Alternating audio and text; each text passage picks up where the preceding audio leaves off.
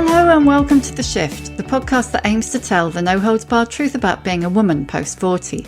Created and hosted by me, writer and broadcaster Sam Baker. Okay, I admit it, I'm a bit in awe because today's guest is someone I've wanted to get on The Shift for the longest time. You might know Ruby Wax as a successful comedian and presenter, one of the funniest women of her generation. Or you might know her as a mental health campaigner and best-selling author. But one thing's for sure, Ruby has been using humour to make the rest of us feel better for decades. Ruby had a breakdown after losing her job on the BBC in her 50s. Hold that thought, we'll go back to that. Determined not to go down with the career ship, she took herself off to Oxford University, where she got a master's degree in mindfulness-based cognitive therapy, was subsequently awarded an OBE for services to mental health, and has written several best-selling books about our brains. And hers. Then, last year, 12 years after her last bout of depression, she discovered she wasn't actually as well as she thought she was. Being Ruby, that was the inspiration for a new book and tour. And it tastes really delicious too, the adrenaline kick. I'm very addicted to it. You know, nobody ever gets addicted to kale. You get addicted to things that kill you. Ruby and I met in an office overlooking the Thames the day after a big birthday, which we will not be talking about, to discuss the journeys to find meaning, building a new emotional toolkit for the second half of your life, the secret to her 35-year marriage, and why we need to stop talking aging and start talking evolving. I was thinking when I was reading the book, I wasn't planning to start on Ed, but is your marriage your safe space? Is it your kind of if that's there, everything's fine? Well, it's more complicated than that. We don't spend a lot of time together, and that's kind of the secret. I don't think of myself as a couple. I wouldn't necessarily invite him to do what I'm doing, you know. He finds out where I'm going by listening to me telling other people. I don't think of myself as being married, but I guess I am. But you know what I mean? I never did any of the precious stuff around it, and so it didn't get labeled, and there's no expectations. Yeah. No, I think that's really healthy. Not now, but for pre-lockdown, for years, I lived separately from my husband during the week.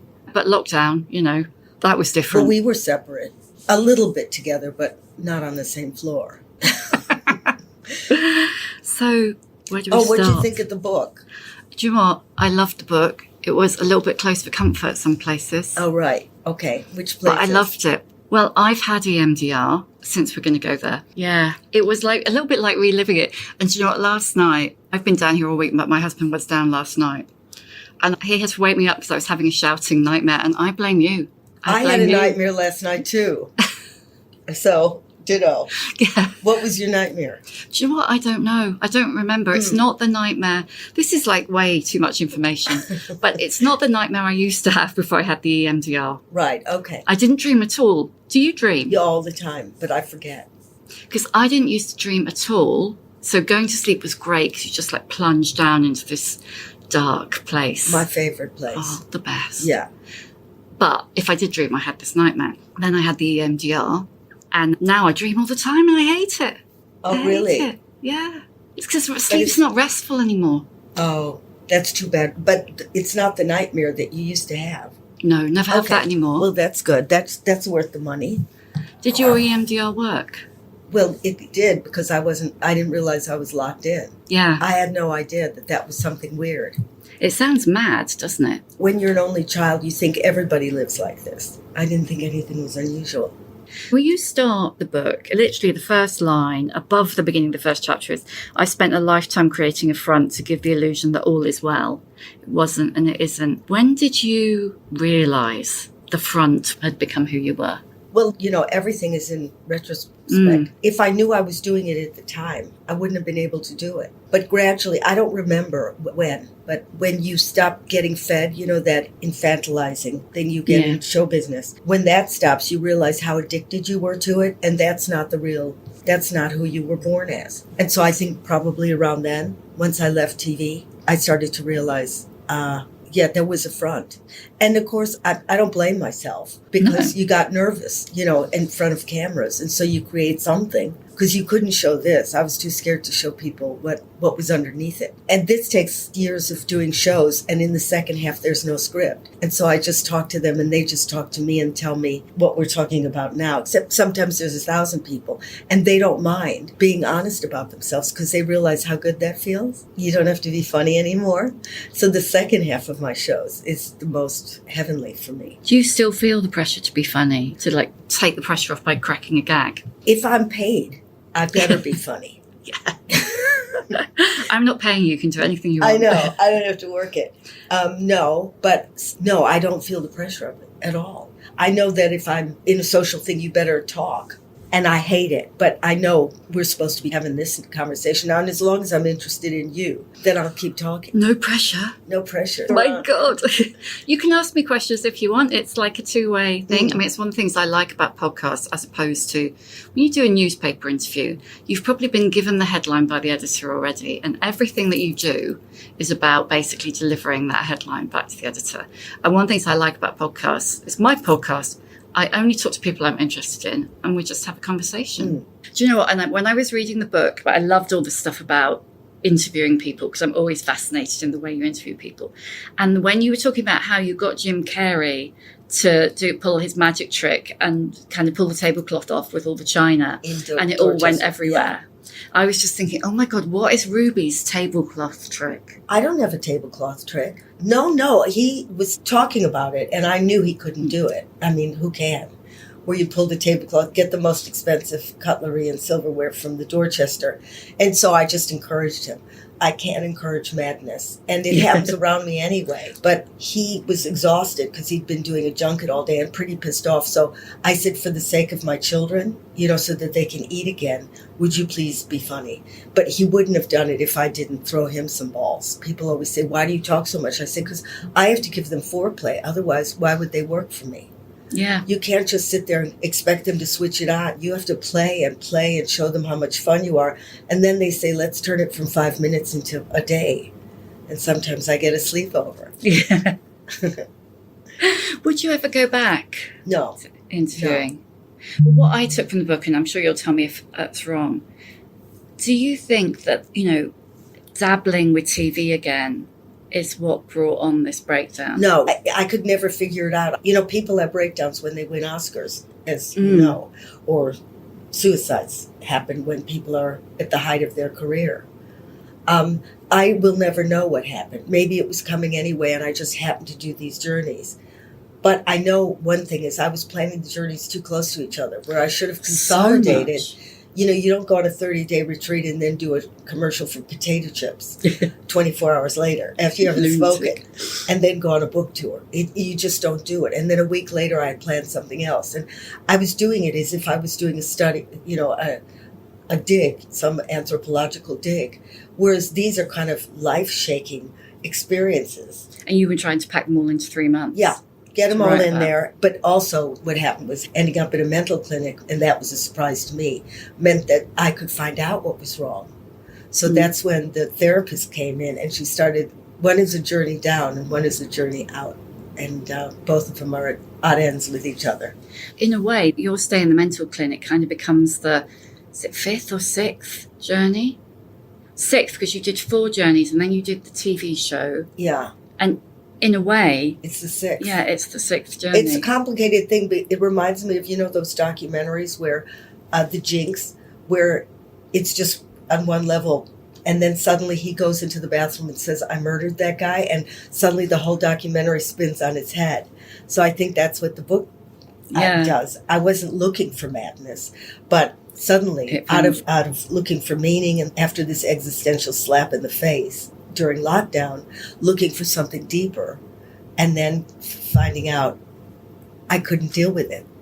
I couldn't be deep because I was so shallow. Packing all of those 4 trips, but it would have been 5 if Ed hadn't got ill, into that space of time. Is that a Ruby thing? I've got to be really busy and I've got to be moving the whole time and just pack it all in. I mean, considering I do mindfulness every day, I don't think. I think I can do everything. I don't know where exhaustion kicks in. I'm starting to get it now these days. So I came back from Japan a little while ago, and that was a treat to myself. So I understand when I have to throw myself a cookie. But I don't know what pressure is because I put myself under it all the time.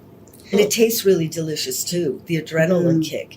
I'm very addicted to it. You know, nobody ever gets addicted to kale. You get addicted to things that kill you. I was thinking I really over-identified with that.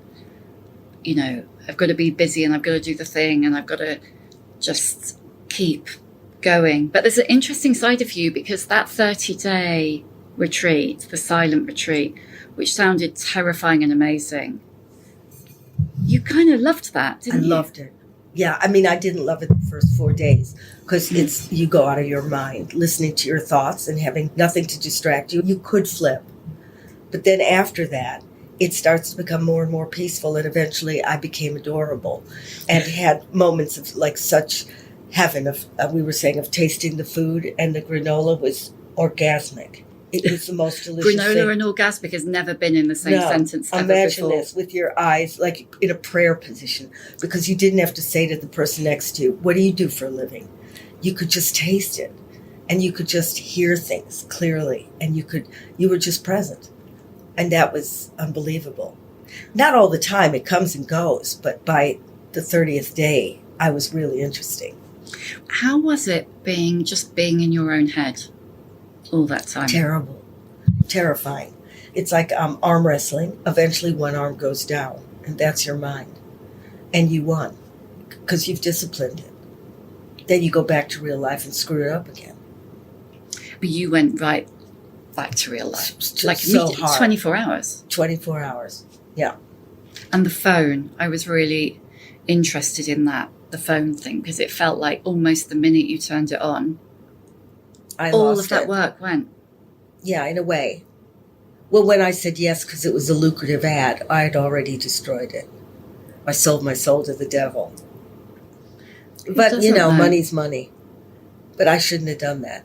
But you can't say that makes somebody depressed. That would just make you tired. Yeah. You know, I mean, okay, big deal, get over yourself. So, again, none of this was the cause of a depression. Up.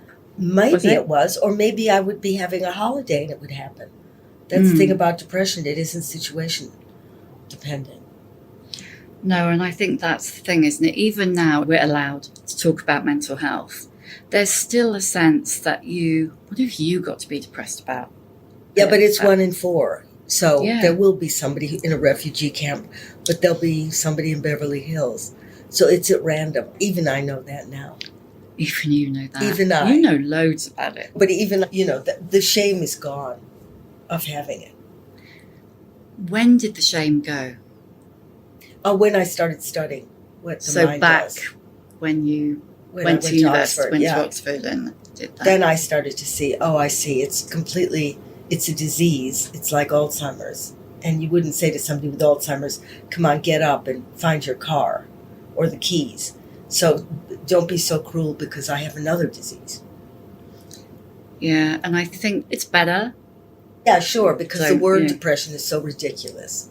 Like you're depressed. You're not depressed. You're sick. Yeah. Yeah, it's a whiteout. Yeah, and you can't function. It's not like... You can't function. I'm a bit tired. I'm going to stay in bed. Yeah, or work is getting tough. So when you had the previous big depression, so when you lost your BBC job, you make a kind of a slightly like, is it a joke, is it not a joke in the book about like, I hit 50 and like the BBC rule kicked in. Do you think that was the case? No. Well, people used to complain about it before when I was younger, but you ignore that. Yeah, totally. Because not my problem. It will never happen to you. And then suddenly, you know, a man comes in and takes your job and you're lied to. And now you have no safety net. It's really appalling. But I'm so grateful that I did lose my job because then I could reinvent. And by this stage in life, I don't want to just say, yeah, it was really funny. I think you need more dignity. Yeah. Somebody else would go, oh, I was really funny. End of story. Because you had built, and tell me if this is just bollocks, because I know that I'm putting my own experience on this a bit. You had built Ruby. You kind of created Ruby. from the ashes of your childhood, really, didn't you? That's a I can't think of a better way to put it. Well, it literally was ashes, wasn't it, in the end? In fact, I read the bit where you put all your parents' stuff in a bag and then burn it, and then it's sold and the house is literally razed to the ground. But you created Ruby. How did you do that? Because they were all about like bringing you down. I think you do it to spite them, so you build it brick by brick, but underneath you're still the loser that they thought you were. But just to fuck with them, I created this thing that could take them on. And it was always war. It was always war. Even in the RSC, he'd say, it was still ruby wax. Come on, he said, your teeth were so shiny. What kind of criticism? It kept coming. He couldn't find anything else. The guy was desperate to find flaws. Did either of them ever... No. So they were proud? Well, they'd sort of say it, but kind of not really. There'd be a whopper coming after that word. Yeah, but... Yeah. They're laughing at you, not with you, was the one that was constant. Stop mocking your parents. This isn't funny. Oh, I'm sorry, it was. Well, they were trying to take it away, and Alan Rickman was trying to build it up. And they'd have to take him on, which they did. He could handle that. Well, he'd say, Miss Wax, she's very talented. And go, come on, she's a kook. Anyway, it doesn't matter. It all ended happily. Yes. Fucked up but happy. That's a good title for a book. But you had built, that's the next one. That's the next one. So you'd built Ruby up and you'd done those amazing interviews on the BBC and lost the job. Did your identity go out the window at that point? Because I know that for me, I was a magazine editor, and when that stopped, I just didn't even know who I was anymore.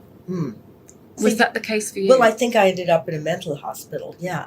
But before I went in the mental hospital, I was already at school studying to be a therapist. I was never going to be one, but I just needed an occupation, and I could switch in a minute.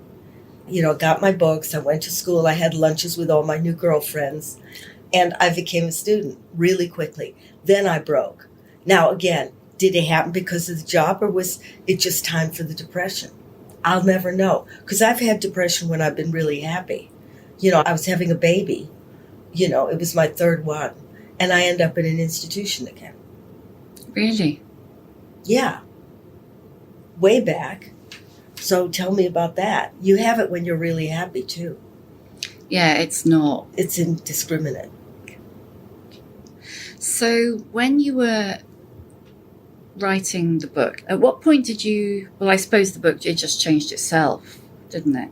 It changed itself. It changed itself. Because I had all these journeys I was going on, and I'd write them down. It was kind of Adrian Gillish. They were funny. But, it would be a pretty shallow book. And then something happened. And it was really late in the day that it happened. And then somebody said, that's a really interesting book to write from a mental institution. Did you pull any punches? Did you feel like it's too expensive? I mean, you were always honest, but is there anywhere you wouldn't want to go in that process? Well, as long as it was funny, too. If it was real wank job, which might come out, unless I do some editing, then it's every book that I'm sent every day of how much torture there is and how suffering, and you want to go, sweetheart, you need some talent or comedy or something to genuinely make this interesting. Even Matt Haig or This Is Gonna Hurt. If you wrote it straight, it's a whine. It's a whine. Yeah, you don't read, I inhaled it. And you don't inhale a book that is just like, just gonna... Just makes you want to kill me. Yeah, look at One Flew Over the Cuckoo's Nest. That's a masterpiece because it's so funny. Yeah. I was really interested in what you said about trauma, though, that when the therapist said to you that you had unresolved trauma, you thought, I haven't been to Afghanistan. Yeah, it's an Oprah word. Yeah. Trauma is a very word du jour these days, so I didn't want to have that. You so do, though. Well, I know, but I didn't know when it started. But I still feel embarrassed saying I have trauma. I'm quite proud of depression. Yeah. But trauma's, I find it tricky. When you had the EMDR, and just at any point, just say, fuck off, Sam, I'm not answering that. Was the EMDR revealing things that you didn't know? I still don't understand how it works. I mean, I've studied neuroscience. I don't know, there is no left side, right side. We know it's much more complex. I mean, there is two sides, but one isn't in charge of this and one is in charge of that. So I never studied it. I don't know how it works and the cord is out. So I always rolled my eyes at it. But I've had therapy before that for a long time, and it never hit that. So who am I to say? It never hit those levels. Yeah. I mean, it made a difference to me, but who knows why? Who knows why? Maybe it was just a better shrink.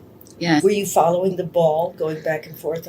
I did it in person, and we did it with those paddles. Oh, I didn't know about that. They're kind of like little electrical paddles, and you close your eyes and you follow the... Really? Yeah. What, it gives you a shock? No, it buzzes from side to side. So it's kind of the equivalent of watching the ball. In your hand? In your hand. Yeah, because you're teasing your brain. And then you close your eyes, and then you basically, your eyes still... Yeah. Interesting. But why would that be? I thought it was a right old load of bollocks. I still do, but some people talk about it. So who am I to say? You're probably more qualified to say than... No, I'm not. I mean, we just have a very basic idea of how your mind works. It's like the foothills. So who knows about why that would work? You still studying? I was studying when I was writing the other books. So I'm not studying now. But I'd like to again. I'm really interested in the reinvention aspect of the book and of you. Do you think you use reinvention a bit as part of the kind of busy? It could be, but again, we don't know. It could be because you're getting more and more interesting. Because some people decide to stick the way they were when they were 30 and it becomes a tragedy. So I think you have to adjust. And I was dragging my heels because I didn't want to be this age. And I don't want to act like I am this age. So the end of the book is kind of alarming, where you say you have to let go of the ropes. You can't keep swimming against the tide. And it doesn't mean like that I go, oh, I'm too scared to go down the stairs. I would take up parachuting. I don't have any physical pain. And I just came back from Japan, where we hiked through the Ninsendo Valley. Now, I'm not a hiker, but I thought, do not, say I can't do this. So reinvention doesn't mean letting go, literally. It just means keeping your eyes open for what's coming. Are you still quite driven by the, don't say I can't do this? That I can climb a 15,000-foot mountain. Sort of, but I knew that Madagascar thing. Nobody thought I could do that. And they were all taking bets on how many days I'd last. Bastards. I know. And of course I stayed. But I wasn't doing it because I was on TV or the money was good, because it wasn't. What was interesting is what happens to your mind when you're stuck in nature and it's a disaster. And where's the pleasure and where's the pain? I just find all of that, I still do find it interesting. And that makes you stretch. But I'm not doing stupid things. Like on that island, I was eating because I said I'm on medication. I'm not giving up my health for this. There's a quote at the beginning of chapter 4. You cannot walk the second half of life's journey with the first half's tools. You can't do it. I really love that. Can you talk a little bit about that? Because that's a quote, isn't it, from a book that you were reading? That happened to be, again, it happened to be. Everything's, what is that word? Serendipitous. I thought it was poignant. I never thought of that before. The point of being young in 20s and 30s is to grow the ego, is to really find, a self, even though there isn't any, an image, a mask, to push it, to put your foot on the turbo, to make it, all that status stuff is there for a reason. And then in the second half, you dissemble it and you see what's under it. I never thought of it that way, but it's liberating. Because you'd be exhausted by now if I still had to do that character. I know people that do it and it's grotesque. They're still like playing with their 30 and now they've got wrinkles and it's really ugly. It's like people taking Coke at 50. You know how it just doesn't work. So I really thought that quote was great. Unpicking it is the relief. I'm still not there, but I thought it was interesting.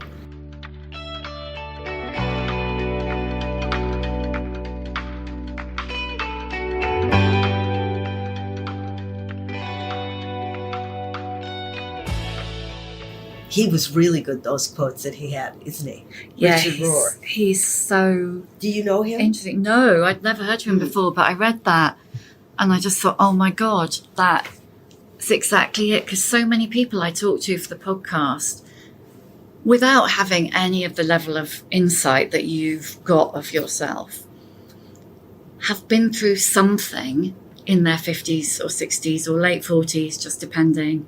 And they might tie it to menopause or redundancy or divorce. But there's always a really big upheaval, whether professionally or personally. There has to be, because you're now seeing there's a downhill slope. That's not a very cheerful way of Well, you're looking going at it. toward death. I mean, I don't really believe it. Like, I think you're going to die, but not me. Thanks, Ruby. Sorry, but it's not going to happen to me because we have that as a safety net. If we really believed it, you wouldn't be able to take a foot forward. No. That's why I go to Japan, and now I'm just doing what I want to do. And it isn't a negative feeling. It's a great, good. I can let go now. I don't have to do anything for anybody else. What's in your new toolkit? To do everything I want and not feel bad about it. How are you doing with that? Because you say I in the went book to that you Japan. I don't struggled with- care, I'm doing what I want to do. I never went on a lot of holidays because I was so ambitious. I thought somebody'd step in my place. And I never stopped. I was burning. But you have the energy when you're young, and that's the time to do it and to create the mask. There is an ego that you're building, and then later on you realize there's no ego. You're 1,000 possibilities. I mean, it's infinite universes that are possible. We lionize youth so much, don't we? And aging is so, we don't want to talk about it. Don't think I'm it's not gonna talking happen to about you. when women go, I can't get up the stairs anymore. It's as boring as when people say, look, I just had a baby, and talk about them. Those stages are really there's nothing to examine. Let's take out the word aging, take out evolving, put in evolving, without being precious about it. That's more interesting. And you can do it at 30. I mean, I know 30-year-olds who are as heavyweight as you can get, and then old people know nothing. Yeah. They're just on repeat. They're sitting in the same old chairs. They're going to the same old things. They love their, cup of tea at 5 o'clock, and their friends come over and they watch telly. Come on, that happens at 80. My favorite expression is, at a certain age, you either turn into wine or vinegar. Yes. That's my favorite. Yeah, it's like the brilliant. You're wearing a Carrie Fisher t-shirt. I love I Carrie know. Love I her. found it in my closet. I've never worn it before. That's serendipity. I love her so much. Postcards from the Edge is one of my favourite books. Is there a flying saucer? Wow. That is weird. That's spooky. Let's leave it on. No, let's leave it on and we'll just play it. And we'll say we were abducted by a UFO. Sorry, that's it. We're finished now. That's how it ended. And the Carrie Fisher quote about resentment being like drinking poison and expecting the other person to die. She didn't say that. Didn't Buddha she? said that. Who said that? It was Buddha. That's a Buddhist Oh, was thing. it? Yeah. Oh, and it's she now would become never- the Carrie Fisher quote. She would never admit that. But it's also the second arrow. You send out the first, you feel hate or whatever, and then you send in the second, which is shame that you felt the hater. So there's all those quotes. Yeah, feeding the But poison that's- so you feel it, but you poison yourself. It's Buddhist. And the comment you just made about wine and vinegar, it's exactly that, isn't it? And it's the thing when you're writing about the 30-day retreat, which, as you can tell, was my favourite of your journeys, where you're talking about what aging is and like the loss of curiosity and that kind of assumption that what you think is right, how you live is right, and that's what makes you old. And you can be like that at 30. Yeah, You'd be totally. like it at any They age. get married at here's their kids, and then they have a really nice, that's death. That's old age at 30. And you could probably see it in a fMRI scanner that someday you'll see that their neurons are quite bits stuck. of the brain. Yeah, you'll see there's not a lot of synapses. Whereas when you try different things, they grow like trees. And you're more vibrant. Are you still as obsessed with being the best and being No, now I'm perfect terrified that my book is not going to... No, I'm scared. Are you really? Yeah. What if it flops? It's It'll not going to hurt. flop. Might flop. It's not going to flop, Ruby. All right, I'm going to call you and hunt you down. Like, You're going to hear it from me, madam. yeah. Do you think, because you're quite evolved, shall we say, for want of a better way of saying it, do you feel like, are you better I don't like, really feel that, but you okay. don't feel evolved? No. From outside, Okay, good. you seem evolved. Good, I got an evolved hairdo. Yeah, you've got a very evolved hairdo. So do you. Yeah. Will you ever go grey? I don't know. I think you'd look crazy with grey hair. In a good way, crazy. I don't know. But it would be so wonderful to not have to dye your hair endlessly because it grows so fast. Yeah, I mean, I've never dyed mine. When I started going grey, and I still have my hair done a bit more regularly than I do now, I went to the guy who did it and I said, look, I'm thinking I might need to start dyeing it. And he literally just burst out laughing and walked off. Because he was like, you can barely get your ass in this chair to have your hair cut once every 3 months. How the hell Are you going are you to going dye to it? sit through that? But yours is good because we've gone really shallow now. Yeah, sorry, that's good. Where do you get Shallow your is nails done? fine. Yeah, I don't. I don't himself. either. Look, Yeah. and my toenails are revolting. But you have the kind of Florida blonde and sort of, it's mixed in there. So you're not quite sure. Is it your imagination that there's white or is that really blonde? Yeah, no. So you're all right. Oh, thanks. Yeah. Thank you. Yeah. You can do that. Now, I want to go back to the second half thing because I think it's really interesting. How are you building a bigger container? Should we read that quote so people know what we're talking about? It's Richard Raw. You cannot walk the second half of life's journey with the first half's tools. You need a new toolkit. But he also talks about how you need to build a bigger container, doesn't he? Yeah. To be able to hold all the emotions rather than, but this is very mindfulness based, is that rather than them overpowering you, suddenly in Wash's rage, then some envy comes in and people go, I don't know why that's happening. That's how I am. This thing of a bigger container is these are just weather conditions that blow in and out. So my rage isn't really directed to you. It just happened to be a hormone that switched on. And then there's anger. And so you can hold that rather than flinging it out and blaming you for why I feel so frustrated. That's your artillery. But it's not necessarily defining who you are. And so it's, I think that's what he means by a bigger container is you keep it to yourself. Yeah. Because it's just going, it's the weather conditions inside. It's not reality.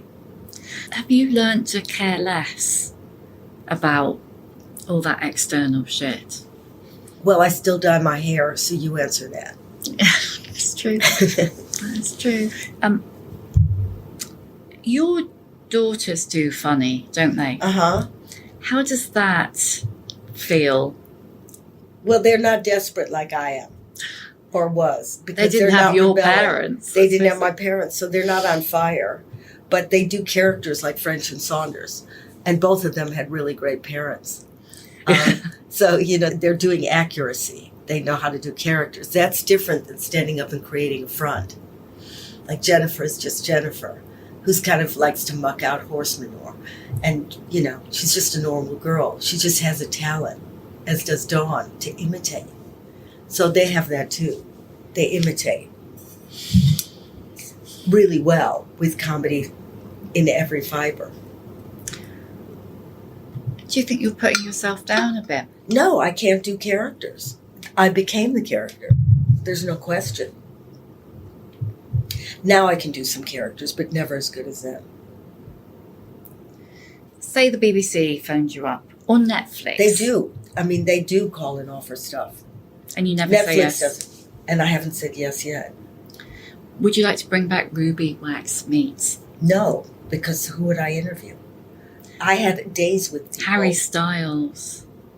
Go and You spend a don't day think with there- Harry Styles. You don't think there'd be a PR standing by and saying you've got 3 more minutes? Not usually. Yeah, but they Proper. won't do it anymore. No, that's a nightmare, They isn't it? won't do it. You'd have to be Graham Norton and sit at a table and either be funny or something. I never had to. There were no rules. I could go as long as I wanted. Yeah, the kind of glory days. Do you remember like magazines like Details? You used to, literally spend a week with Madonna. Yeah. Yeah. That's like, That was my pleasure. that's the goal. That's the gold, and because you get all sides of their personality. I always said, show me the heavy stuff and show me the light. And they do, unless they're just comedians and they want to be funny. I'm not going to stop them. Tell me a bit more about mindfulness, because I am a bit of a mindfulness refusenik. Because how did you learn to stop your brain? You don't. See, that's the mistake. That's the mistake. Is that I like the science of it. That's why I did Oxford. Is that it's just like learning piano or learning how to do sit-ups. Is that you're strengthening certain areas of the brain so that you do have more focus. I mean, if you can see that in a scanner, there's now millions of research papers. You do have more focus and you pay more attention. There's an ACC in your brain. It strengthens. You get more neurons in that area, just the way you learn piano, so that you're able, not 100%, you can't always play Rachmaninoff, but you can be more aware of what's going on. That's why this book is kind of weird, is that depression snuck up on me. I'll always have depression. If you have more than 3 episodes, chances are you've got it for life. But I should have known it was coming, because I haven't had it for 12 years. I can feel the tip when it tiptoes on me, and then I'll shut off everything and go somewhere, because I know my temperature's going toward my tipping point. This time I didn't spot it. So I'm not going to get angry at myself. It just happened. And maybe I got a book out of it. Definitely you got a book out of it. But mindfulness is an exercise that you do just the way you would want a six-pack. You don't shut off your thoughts. How do you do it? Well, I can't explain it now. But how do you get a six-pack? You lie on the floor and you get up. You lie on the floor and get up. So with mindfulness, you're almost using 2 muscles. But I'd have to go into physiology, and that gets a little complicated. But it is an exercise. It isn't, for me, I'm not a Buddhist, and it isn't some, sitting on a gluten-free cushion with your eyes rolled back. It's something that really benefits for somebody who wants to be focused and be able to pull down their anger. And I have to say, I've got a handle on that anger. I was going to say, how is your anger? It's really diminished. I mean, I can feel it inside because I got a flick switch, but I can disperse it pretty quickly. Or if I let it out at somebody, I'll know to apologize pretty quickly because it really wasn't their fault. But if somebody mugged me, I could pull a knife. See what I mean? You don't lose your animalistic or your fight and flight. You need that. But a lot of times it's inappropriate, and you'll just get poisoned by it. Because I used to really feed it. Not only did you give somebody your anger, but then you call every friend you've got to reenact it so you can get more juice. And there's Carrie Fisher's, you're poisoning yourself expression.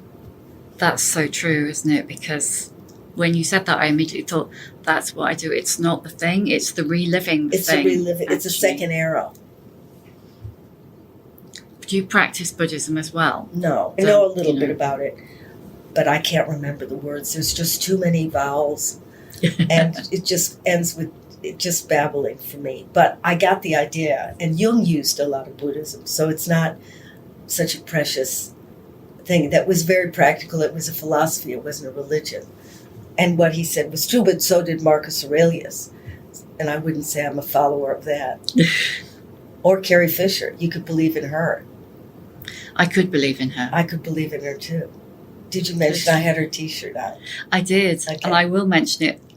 And I'm quite jealous, actually. She gave it to me. That's what's so good about it. It's brilliant. Yeah.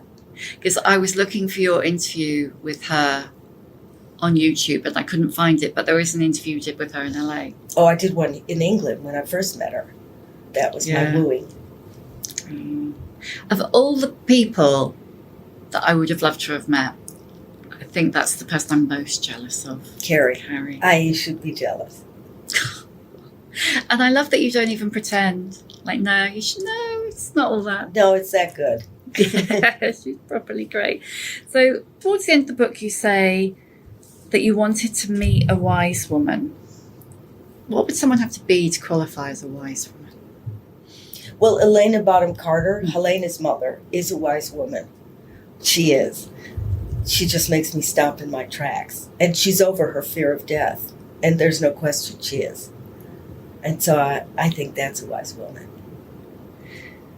Can you imagine getting there yourself? No, not. She's really free.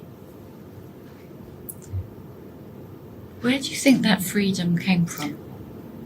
She's got insight, and that's God-given. She's got real insight. She was my shrink. Of course. So, she's steps ahead. Can you see yourself embracing your crone years? No, I can't. And I don't want to, really. I don't see myself as a sex or an age or religion. I don't stand for it. I don't feel it. Several times it comes up in the book about fleeing and moving and not being comfortable in your own home once the kids had left. Have you managed to... No, I still flee. Yeah, I still flee, and I will continue fleeing. I just don't like being in my home, but I don't feel bad about it. I'm not homey, why would I be? I came from fleers. We don't build homes. But you have a home, and you've had a home for a long time. Yeah. But if it left tomorrow, and I'm thinking of leaving it, I haven't got a sentimental thing. I almost want to dump everything I've got and live with my suitcase. I don't like getting dressed up. I only like wearing one thing for a long time. Yeah, I do that too. Yeah. It's like when you see people on Instagram posting outfits of the day and all that rubbish, I just think, but my outfit of today is the same as my outfit of yesterday. Is the same and they really crap, the outfits. Yeah. Yeah. I really love that the most. I made a conscious decision to do the bloke thing, of like, actually, I just want to wear... I have one outfit. This is not my outfit. I wear dressed jeans. Up especially for me? No, because I'm doing a thing tomorrow, and I thought I was leaving from here.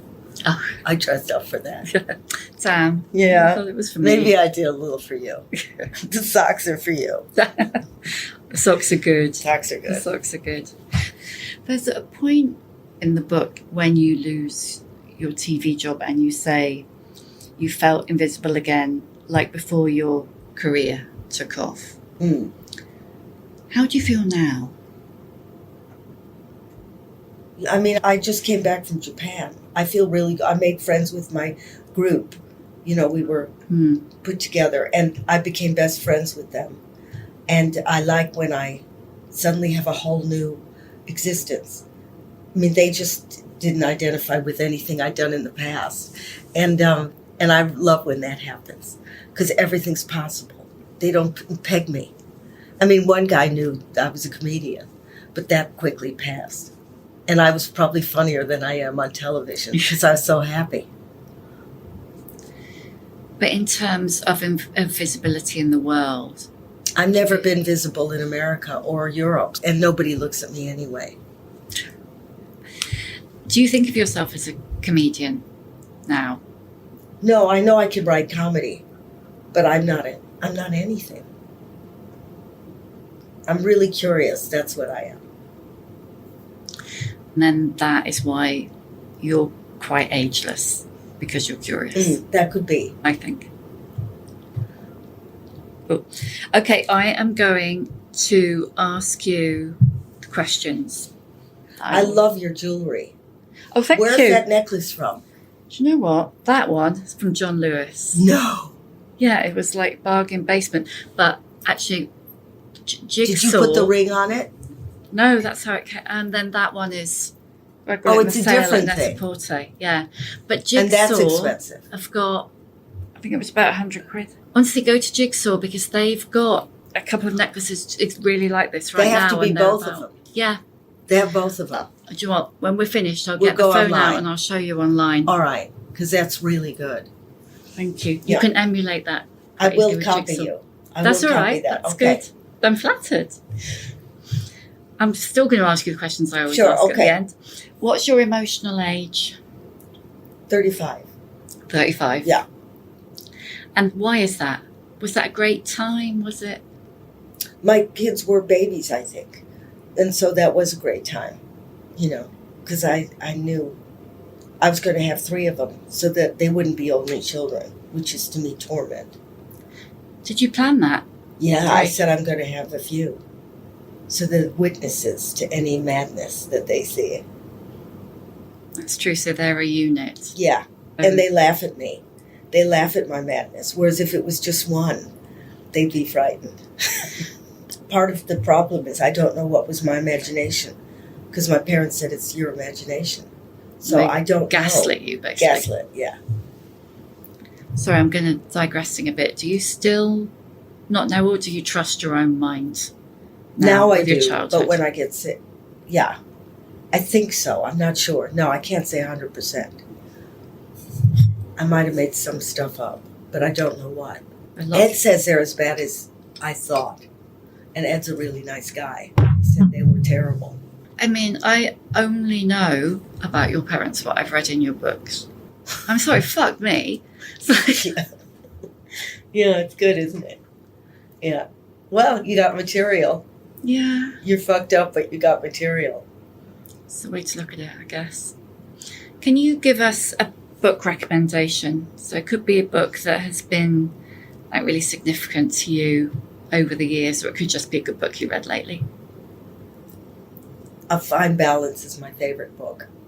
Rohinton Mystery. Yeah. What is it about? I don't know. I can't remember. But the characters, it's very Altman-esque, how they weave in and out, and everybody's interesting. But you know what's happening now? I read books, but I don't remember what they're like, so I can reread them. I'm reading Animal now, and I'm loving it. But I know I read it. It is kind of awful when you start reading a book and you get about a third of the way through and you think, oh, I have read this before. Yeah, I know. But my favorite book of all is it The Setup by Paul Beatty, who won the Booker? Oh, yes. Oh, that's the greatest book. That's I've Philip never read Roth that. on ice. Yeah. I've never read any of his. and intellectual at the same time. What advice would you give younger women? Not to act like women, just to be themselves.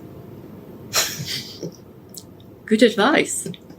Good advice. I just made that up.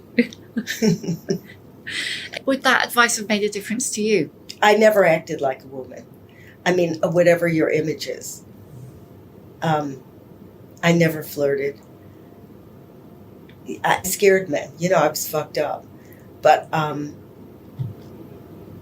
think if you are play acting, you're going to pay the bill at some point. You're playing femininity.